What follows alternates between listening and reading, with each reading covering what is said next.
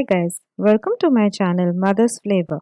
Today's video is quick and simple pumpkin sambar. This is also oil-free sambar and is super quick and simple to do. So stay tuned to know how to make this quick and simple pumpkin sambar. We need the following ingredients to make our quick and simple pumpkin sambar. Heat a kadai or a pan.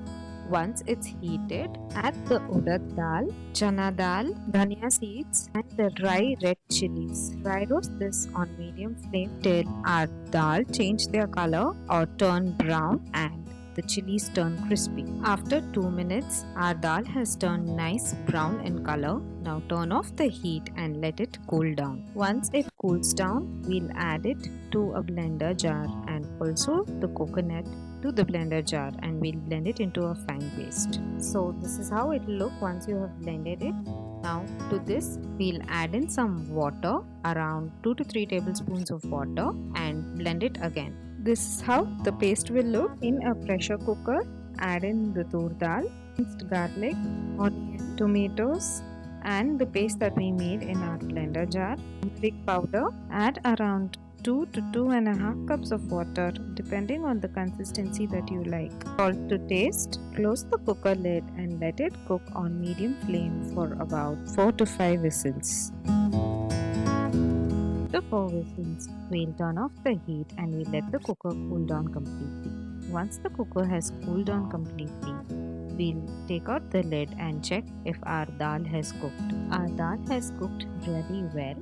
Now we'll add the chopped pumpkin to this. I'm adding here around 1/4 cup of water to bring it to the desired consistency that I want it. Now give it all a nice mix.